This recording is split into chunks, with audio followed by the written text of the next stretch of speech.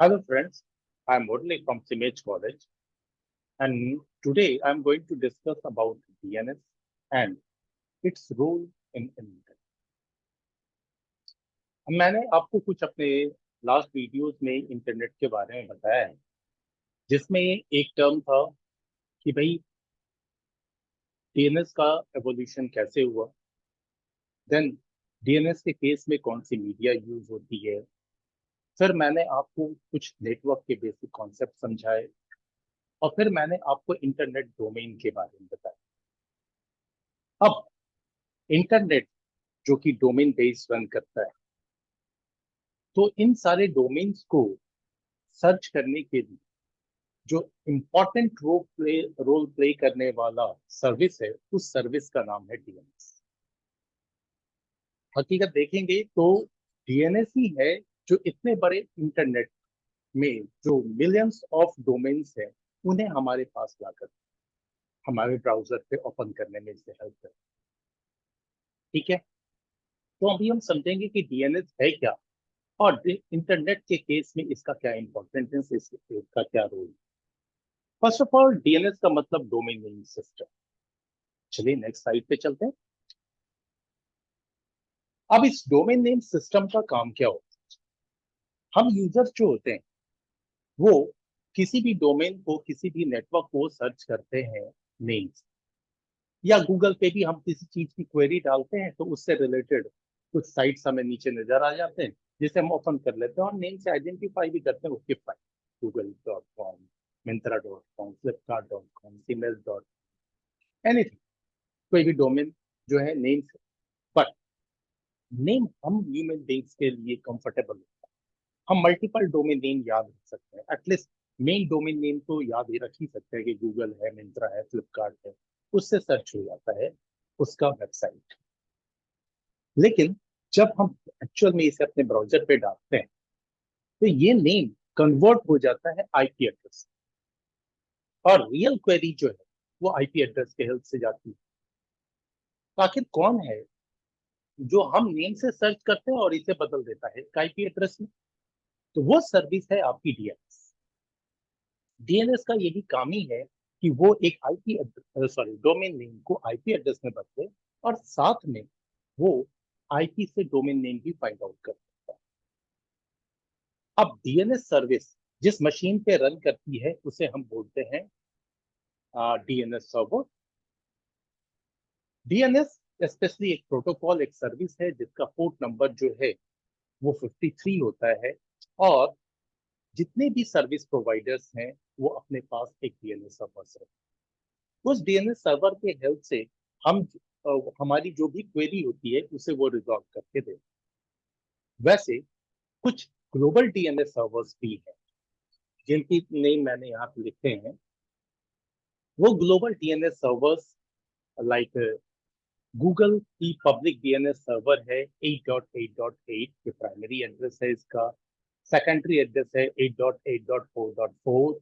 इसी तरीके से एक है ओपन डीएनएस 208.67.222.222 एंड 208.67.220.220।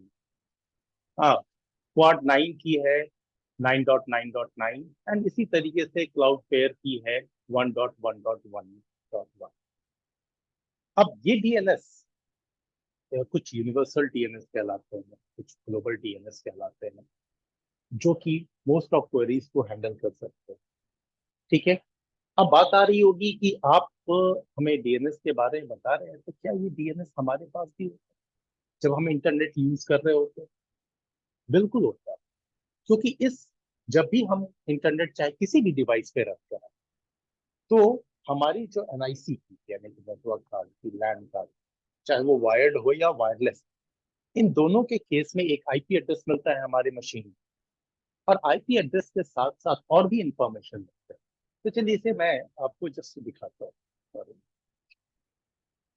अ, मैं अपनी मशीन की एनआईसी ओपन करता, मैंने एक छोटा सा कमांड डाला है रन पे, ncpa.cpl। अब ये मेरी एनआईसी है जो अभी कनेक्टेड है नेटवर्क से। इसके ऊपर मैंने राइट क्लिक किया, स्टेटस में गया, और इसके डिटेल्स में मैं जब चेक करूं तो मुझे दिखाई देता है फाइन मेरे मशीन की ये आईपी एड्रेस है, ये सबनेट मास्क है उसका, ये इसका डिफॉल्ट गेटवे है, ये इसका डीएचसीपी सर्वर एड्रेस है। हाँ, और साथ में आप यहाँ पे गौर कीजिए, दिखा रहा है IPv4 डीएनएस। ठीक है। अब ये कौन सा डीएनएस सर्वर है? तो ये डीएनएस सर्वर है जिस मतलब उस आईएसपी का जिससे मैंने सर्विस दिया। ठीक है, उसका है। और साथ में यहीं पे देखिए कुछ ग्लोबल यूनिवर्सल डीएनएस सर्वर है जो अभी आपको स्लाइड पे बता रहा था। जैसे यहाँ पे देखिए 8.8.8.8 है और 8.8.4.4।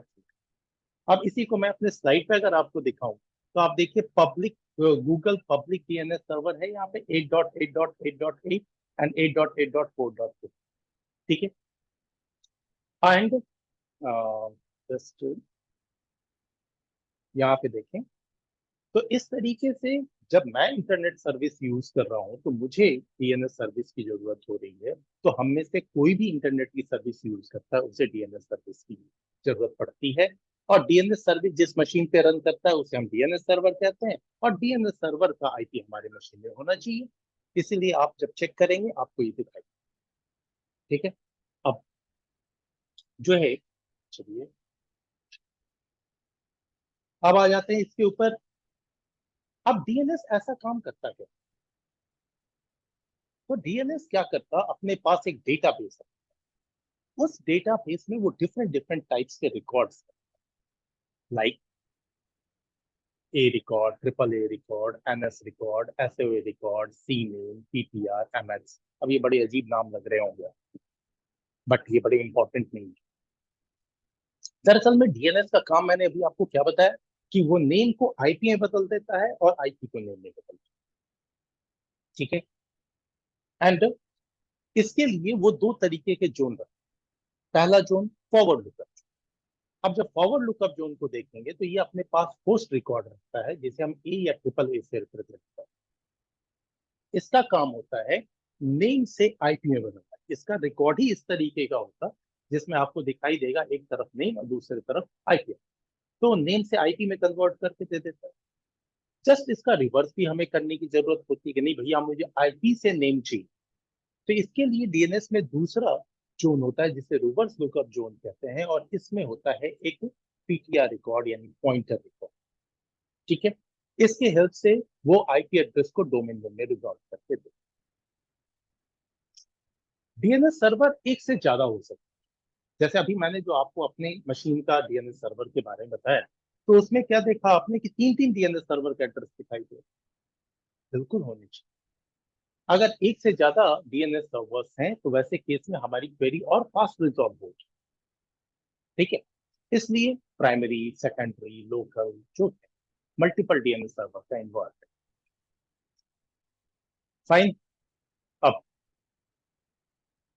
कई बार क्या होता है कि हमें, हम जिस डोमेन को यूज कर, हम जो वेबसाइट यूज कर, तो वो वेबसाइट किसी न किसी डीएनएस सर्वर के ऊपर रजिस्टर्ड रहता है, यानी कि उस डीएनएस सर्वर में उसका रिकॉर्ड होता है। अब हम किसी वेबसाइट को कैसे चेक करें कि उसके कितने डीएनएस सर्वर, उसका डोमेन नेम क्या है? तो इन बातों को चेक करने के लिए बहुत ही स्ट्रॉन्ग प्रोटोकॉल, एक सर्विस है जिसे हम कहते हैं एनएस लुकअप। तो एनएस लुकअप के आउटपुट दिखाने से पहले मैं जरा चलता हूं और आपको एक सर्वर के ऊपर छोटा सा प्रैक्टिकल दिखा। हाँ, एक मेरी लोकल सर्वर है, सिंपल सर्वर है। दरअसल में मैं डीएनएस के बारे में जितने रिकॉर्ड्स की बात कर रहा, तो ये रिकॉर्ड्स आपको सर्वर के ऊपर दिखा दूं तो आई थिंक कि आप ज्यादा समझ में आएगा। तो मैंने अपने वर्चुअल प्लेटफॉर्म पे एक मशीन, सब मशीन रखी है। पहले तो मैं इसे फुल स्क्रीन में डाल लूँ। दरअसल में ये जो मेरी मशीन है, ये विंडोज सर्वर 2016 मशीन है। एंड ये मेरी सर्वर मशीन है। एंड इस मशीन के ऊपर में मैंने डीएनएस सर्विस डाल रखी है। इसको अगर आप देखना चाहते हैं तो आप यहाँ से समझ सकते हैं कि ये देखिए मेरा सर्वर है डीएनएस। फाइन। ये डीएनएस सर्विस मेरे ऊपर रन कर रही है। इस डीएनएस सर्विस को मैंने यहाँ ओपन कर, ठीक है। वापस से थोड़ा सर्वर मैनेजर पे आ रहा हूँ। अगर मैं अपने सर्वर की इंफॉर्मेशन आपको थोड़ी सी दूं तो मेरे सर्वर का नाम क्या है, एमएम सर्वर, एंड मेरे सर्वर की आईपी एड्रेस 3.0.0.1 है, ठीक है। अब ये बातें मैंने बताई, इसकी जस्ट आपको आगे जरूरत होगी। अब आता हूं मैं डीएनएस। अब डीएनएस सर्वर का मेरा नाम क्या है, एमएम सर्वर, जो मेरे मशीन की नाम का नेम है वही यहाँ पे डीएनएस सर्वर, यानी कि एक्चुअली में ये मेरी मशीन। अब इस डीएनएस सर्वर को मैं थोड़ा एक्सपैंड करता हूं तो देखिए यहाँ पर आपको दिख रहा है कि forward lookup zone, reverse lookup zone, ये दो जोन। अब इस फॉरवर्ड लुकअप जोन में जैसे मैंने एक बनाया हुआ है abc.com, बना लो जस्ट यहाँ। अब इस abc.com को जब मैंने बताया तो abc.com में देखिए यहाँ पे एक होस्ट रिकॉर्ड क्रिएटेड है, www करके समथिंग, ये होस्ट रिकॉर्ड ए, इसी रिकॉर्ड की मैं बात कर रहा था, और साथ में इसका आईपी, यानी कि ये डीएनएस ही है जो नेम को आईपी में बदल। और इतना ही नहीं, अगर मैं रिवर्स लुकअप जोन को थोड़ा एक्सपैंड करूं तो यहाँ पे ये मेरा रिकॉर्ड बना हुआ है, देखिए एक साइड आईपी है, दूसरी तरफ नेम। मैं और चाहूं और बना सकता हूँ, जस्ट चलिए एक रिकॉर्ड क्रिएट करते हैं। Right? ठीक, जैसे ही आप ऑप्शन पे जाएंगे तो आपको अलग अलग चीजें दिखाई, host record, C name, MX, हाँ इसी तरीके से एसओए, एनएस रिकॉर्ड, अलग अलग रिकॉर्ड से मैं एक होस्ट रिकॉर्ड बनाता हूँ। जस्ट मैं नाम देता हूँ हेलो, या फिर पटना, पटना। पूछ रहा है कि आप आपने जो डोमेन बनाया हुआ है वो abc.com, परफेक्ट। तो आपके पूरा नाम आपका हो गया patna.abc.com, जो यहाँ पे इसकी आईपी एड्रेस, तो आईपी एड्रेस तो मेरे मशीन की एक ही है, इसलिए मैं इसी आईपी को बार बार स्पेसिफाई करूंगी। तो 3.0.0.1 ये आईपी एड्रेस है। अब ये कह रहा है क्या कि मैं पीटीआर रिकॉर्ड यानी पॉइंटर रिकॉर्ड, जिससे आईपी से नेम में कन्वर्जन हो, उसे भी क्रिएट कर, तो कर सकते हैं हम यहाँ से। देखिए मैं जानबूझ के अनचेक कर रहा हूँ जिससे मैं मैनुअली उसे बना के आपको दिखा, अनटिक किया, हेलो, सक्सेसफुली क्रिएटेड, डन। अब आप देखिए यहाँ पे एक और रिकॉर्ड क्रिएट हो गया, पट्टा, और साथ में ही आई। अब इसका पॉइंटर रिकॉर्ड ही बना लेते हैं, क्यों? क्योंकि मुझे अगर आईपी से नेम को रिजॉल्व कराना हो तो यहाँ आए, दो पॉइंटर रिकॉर्ड ऑलरेडी मेरे क्रिएटेड है, एक नया पॉइंटर, न्यू पॉइंटर रिकॉर्ड। पूछ रहा आईपी कौन सी है, भैया आईपी तो एक ही है, 1, एंड उसके बाद होस्ट नेम। अब देखिए ये मेरा पॉइंटर रिकॉर्ड है एक्चुअल। अब ब्राउज कर लूं किस नाम से रिलेट करना है, ये मेरे सर्वर की मशीन, ये फॉरवर्ड लुकअप जोन, ये abc.com, और अभी अभी मैंने रिकॉर्ड बनाया था पटना, इसलिए इस पटना को सेलेक्ट, ओके। सी, एक पॉइंटर रिकॉर्ड क्रिएट होगी। अब ये दो रिकॉर्ड मैंने क्रिएट कर ली, राइट क्लिक, थोड़ा सा रिफ्रेश वगैरह कर लूं। अब मैं चाहूं तो यहीं से जो एनएस लुकअप की मैं बात कर रहा हूँ, जस्ट यहीं पे आता है launch NS.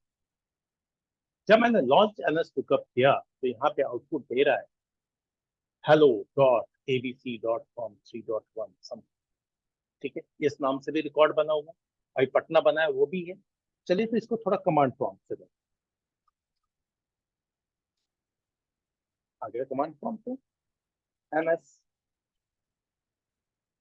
NS lookup, IP address है 3.0.1, एंटर। अभी देखिए www दिखा रहा है, पटना भी दिखा रहा है कि हाँ दो दो डोमेन है, एक www.abc.com, patna.abc.com, उसके ऊपर आपने देखा hello.abc.com। इस तरीके से मेरे एक ही डीएनएस सर्वर पे मल्टीपल डोमेन्स आ गए, अलग अलग होस्ट नेम के साथ। मैंने होस्ट नेम वगैरह के बारे में आपको बताया है अपने लास्ट वीडियो में। तो जस्ट मैंने एनएस लुकअप से यहाँ टेस्ट कर अपने डीएनएस सर्वर। अब और भी मैं कुछ डीएनएस पे रिकॉर्ड्स की बात कर रहा हूँ, तो उसके बाद चलते हैं इसी सर्वर के प्रॉपर्टीज में जाता हूँ। देखें यहाँ पे कुछ दिखाई देता है, फाइन, ये फॉरवर्डर्स है, एडवांस्ड है, ठीक है, फाइन। इधर कुछ नजर नहीं आ रहा है, जस्ट नो सॉरी, इसी के ऊपर आता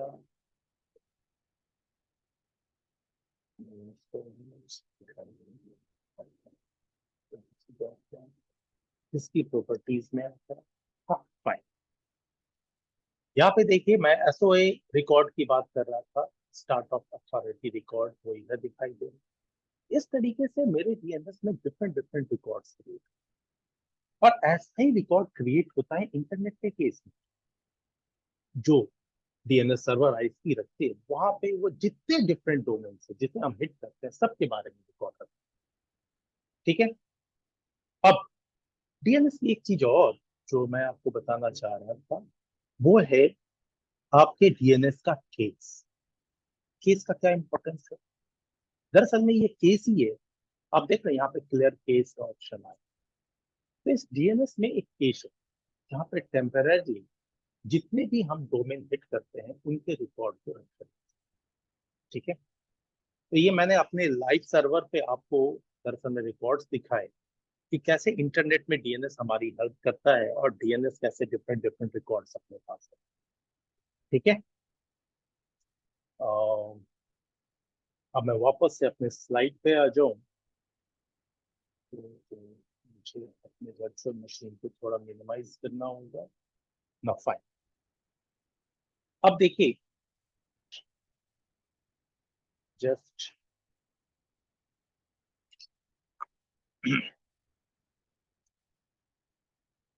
अब हम लोग जो डीएनएस यूज, उस डीएनएस को इंटरनेट एक्सेस कर, उसको हम लोग चेक कर, कोई भी चले जरा कमांड प्रॉम्प्ट पे। अब मैं अपने मेन मशीन के कमांड प्रॉम्प्ट पे हूँ,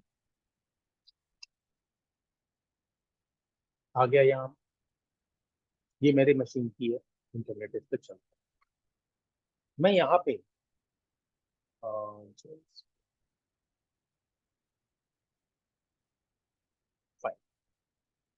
आप जब इंटरनेट यूज कर रहे होते हैं अपने कंप्यूटर वगैरह, तो वहां पे आसानी से आप चेक कर सकते हैं जो भी आप डोमेन चला रहे हैं, यानी कि जो भी वेब पेज आपने ओपन किया उसके बारे में देखिए कैसे। NSROOK, अब मैं अपने कॉलेज की ही बात, कॉलेज, तो उसकी साइट है, उसका डोमेन है www.simil.। मैंने एंटर किया। अब जैसे ही मैंने एंटर किया तो फट से ये बता रहा है कि CPS1 ZTE.com CN की तरफ से ये इंफॉर्मेशन आ रही है। एक नॉन ऑथोरिटेटिव आंसर आया है आपके पास। मैं आपको आगे समझाता हूँ नॉन ऑथोरिटेटिव का मतलब क्या है। ये साथ में बता रहा है कि देखिए आपका जो डोमेन है वो एक्चुअली में siemens.in के नाम से है, परफेक्ट siemens.in के नाम से। एंड इसका जो आईपी एड्रेस है वो आईपी एड्रेस ये है, और इसकी जो एलियास क्रिएट हुई हुई, यानी कि जो फुल डोमेन नेम आपको दिखाई देता है वो आपका है www.siemens.in। ठीक है। इसी तरीके से मैं अपने सीमेज के और भी इंफॉर्मेशन देखता हूँ, हमारी सीमेज साइट जो है उसकी, तो सेम कमांड मैं यूज कर लूंगा MSLWK लुकअप। एंड यहाँ पे मैं दरअसल क्वेरी करूँ रिंग सर्वर्स के बारे में, कौन कौन से डीएनएस सर्वर हैं जो सीमेज के साइट को all over the world open होने में हेल्प करते हैं उसको। तो Q query is equal to and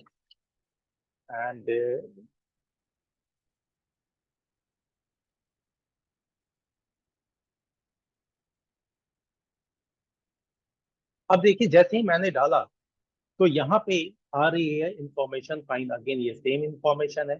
फिर नॉन ऑथोरिटेटिव आंसर आया है, कह रहा है कि देखिए आपके डोमेन का नाम www.siemens.in है, जिसका कैनोनिकल नेम यानी सी नेम बोलते हैं इसी को इन शॉर्ट, सी नेम जो है वो siemens.in है। एंड इसके दो दो नेम सर्वर हैं, एक का नाम है NS22 domain control.com, दूसरे का नाम है NS21 domain control। यानी कि हमारी सिमेज जो है वो ऑल ओवर द वर्ल्ड, सिमेज site all over the world जो है वो दो डीएनएस के हेल्प से ओपन है। इसी तरीके से अब कुछ और डोमेन को सर्च करते हैं, गूगल को सर्च करते हैं। सब लोग मोस्टली फ्रेंडली होते हैं गूगल से, क्यों ना भी हो, क्योंकि गूगल बहुत हेल्प करता है हमारी। तो सेम कमांड बट डोमेन में चेंज कर रहा हूँ, इमेज की जगह पे गूगल डाल, google.com। मैंने google.com हिट किया, ये आपका इंफॉर्मेशन जो लेकर आया है वो इंफॉर्मेशन लेके आया डायरेक्ट कि भैया आपका जो है वो google.com है। इसका एक प्राइमरी नेम सर्वर है, name server DNS server ns1.google.com। And आपका यहाँ पे मेलिंग फैसिलिटी भी है, तो ये है। उसके बाद ये refresh rate, query, serial number, something something. हाँ, लेकिन ऐसा नहीं है कि इस गूगल को एक्सेस करने के सिर्फ एक ही name server, multiple name server है, बट ये प्राइमरी नेम सर्वर को दिखा है। इसी तरीके से एक और डीएनएस तो और भी प्रॉपर समझ में आएगा, लाइक